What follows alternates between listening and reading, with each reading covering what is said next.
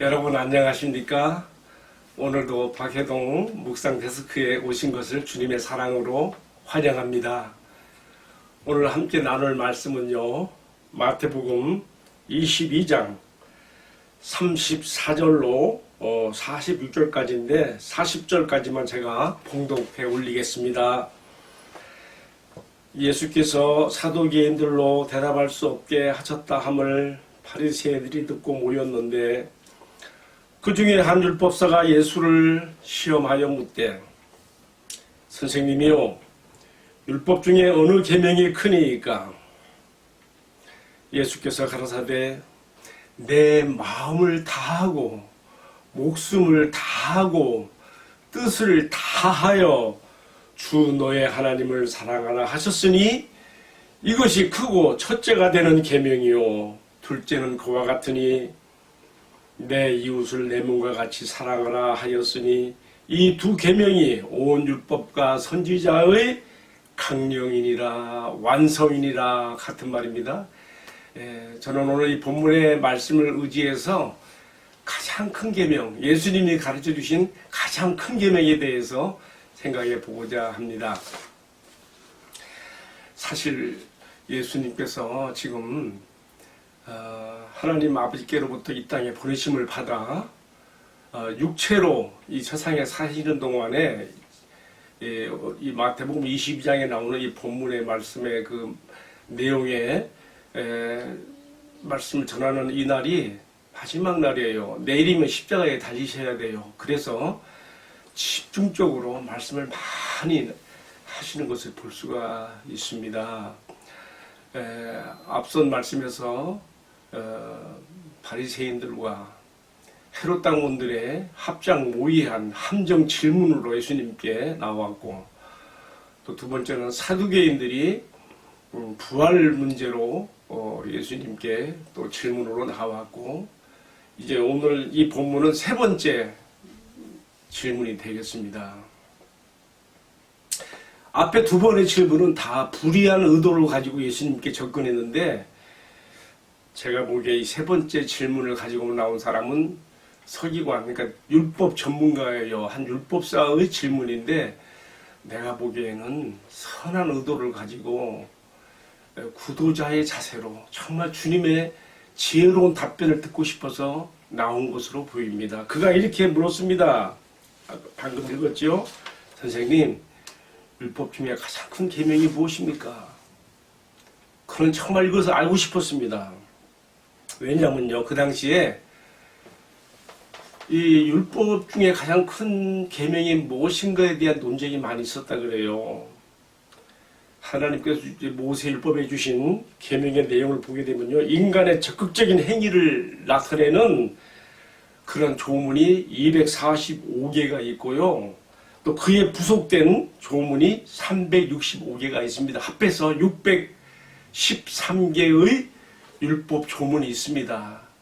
그러니까 서기관들도 참 이게 좀 난해한 거예요. 이 중에 어느 계명이 가장 큰 계명일 것인가, 그래서 논쟁을 많이 했던 것이죠. 이 율법사가 고민하는 가운데 예수님께 질문을 드렸습니다. 사실 우리는 이 율법사 때문에 우리도 지혜로우신 주님의 답변을 듣고 어디 하나님을 섬기고 사랑하는데 우리도 지혜를 얻게 되는 것이죠. 자, 여기에 대한 예수님의 답변은 무엇이었습니까?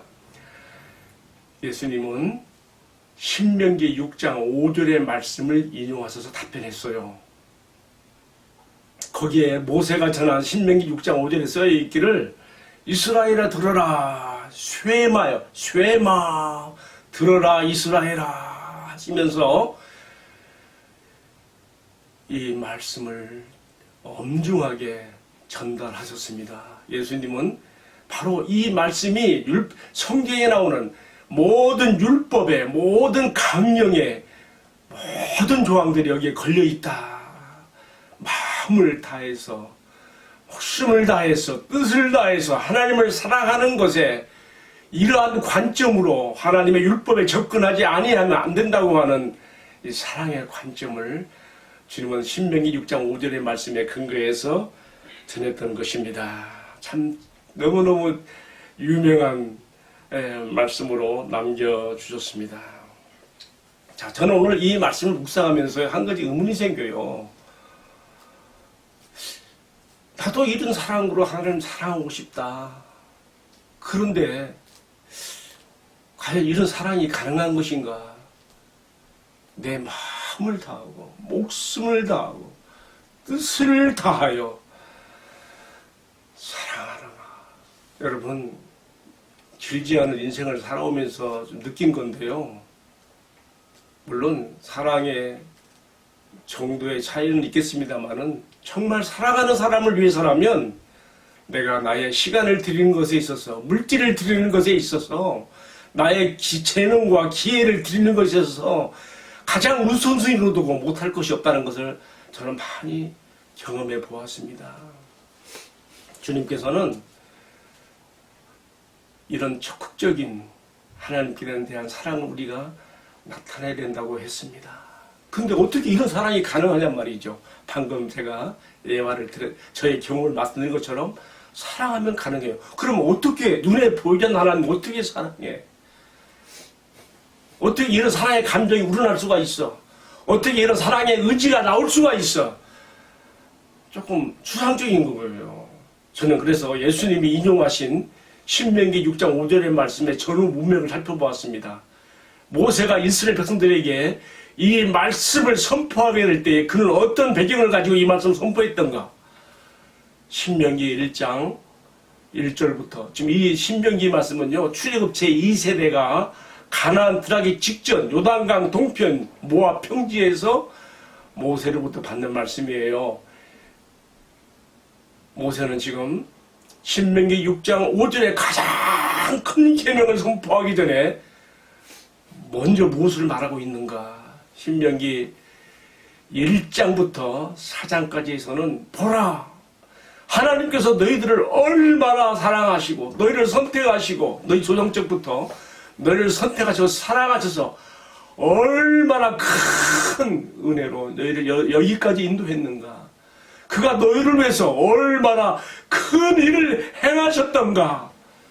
애굽의 13가지 재앙은 물론하고요, 홍해를 걷는 것부터 홍해를 바다같이 걷는 것부터 시작해서요, 그 쌀한톨 얻을 수 없고 물 한 방울 얻을 수 없는 사막에서 그들이 그 광야를 건너온 것부터 시작해서요, 또 그들이 모든 이족들을 첩을 쓰고 지금 요단강 앞에 가나안 정복 앞에 서 있는 지금까지 모든 일들을 모세는 하나하나 나열하면서 보라, 하나님께서 너희를 위해서 얼마나 큰 일을 진행해 오셨는가를 통해서 그의 존재와 그의 사랑을 알고 여기에 대한 우리의 반응이 나와야 되지 않겠느냐고 이 말씀을 선포하고 있는 것입니다. 신명기 1장부터 4장까지는 이처럼 하나님께서 자기 백성을 위해 행하신 큰 일들을 설명하고 있고요. 5장에서는 보라, 이제 너희가 요단을 건너 가나안 땅에 들어갔을 때에 그의 복되신 통치를 너희가 받음으로 너희의 보이는 삶을 누리기 위해서 너희가 하나님의 통치 법령으로서 십계명을 받아야 한다면서 십계명을 전달하고 있습니다. 그리고 이제 6장에 들어가서 바로 오늘 말씀에 해당되는데요. 쇠마 이스라엘에 들어라. 너희 주 하나님은 홀로 한 분이신 하나님이시니 너희의 마음이 나뉘어지지 말고 우상들에게, 이방의 우상들에게 기웃거리지 말고 오직 너희의 일편단심 한 분의 사랑의 대상이신 하나님께 너희가 마음을 다하고 목숨을 다하고 뜻을 다하여 그를 사랑하는 표시로서 그의 통치 법령에 되는 그의 말씀을 순종하여 드림으로 너희의 날이 장구하고 너희의 복이 그 땅에서 차고 넘치는 축복이 있으라, 이렇게 말씀하는 것입니다. 저는 이제 이 말씀을 신약의 하나님의 백성된 나 자신, 우리들에게 또 적용해 봅니다. 그렇다면 하나님께서 우리를 위해서 그 자신을 나타내시고 우리를 위해서 행하실 큰 일이 무엇인가? 예, 구약의 백성들이 경험한 것보다 더 큰 일이 있죠. 그들이 애굽의 10가지 재앙과 홍해를 바다같이, 홍해를 육지같이 건넌 이 놀라운 체험과 광야를 건넌 것보다 더 큰 하나님의 보호와 하나님의 돌보심이 우리에게 있었지요. 무엇입니까? 하나님께서 나 같은 죄인을, 우리의 죄인을, 우리의 죄악됨을 용서하시기 위해서 자기 것으로 대신 삼으시고 용서하시기 위해서 하나밖에 없는 아들을 우리와 같은 인간의 육신을 입고 이 땅에 보내시고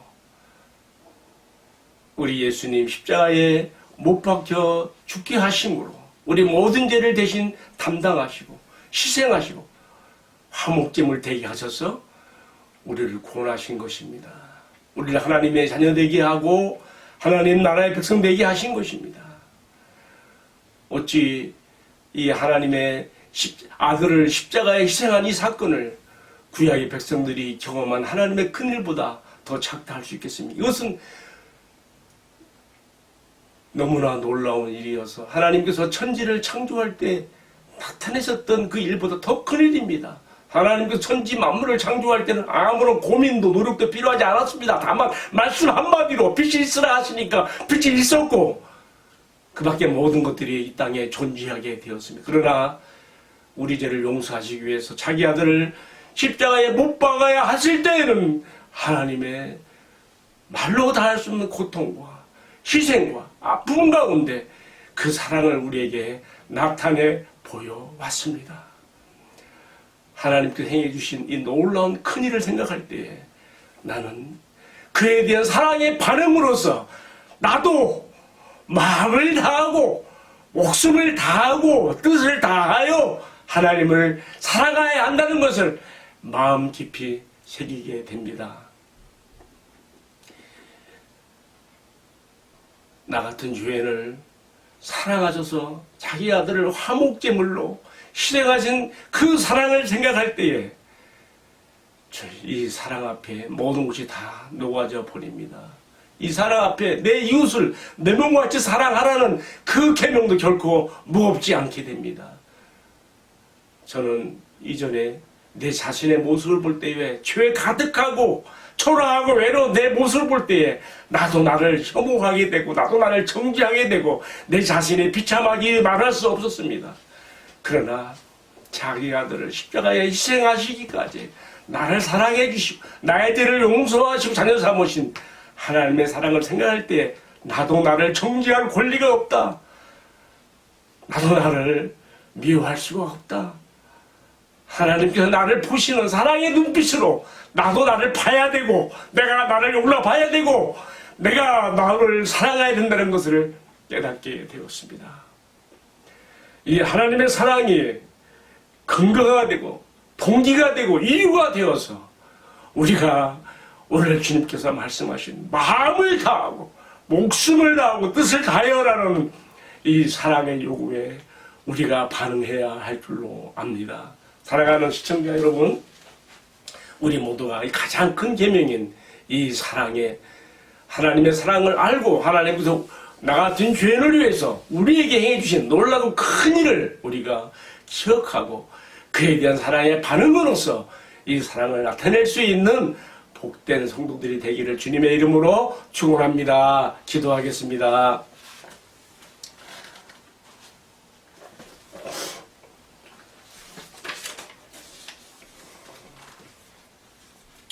하나님의 사랑이 우리에게 이렇게 나타난 바 되었으니 하나님이 자기의 독생자를 세상에 보내심은 저로 말미암아 우리를 살리려 하심이라. 사랑은 여기 있으니 우리가 하나님을 사랑하는 것이 아니요 오직 하나님이 우리를 사랑하사 우리 죄를 위하여 화목제로 자기 아들을 보내셨음이니라.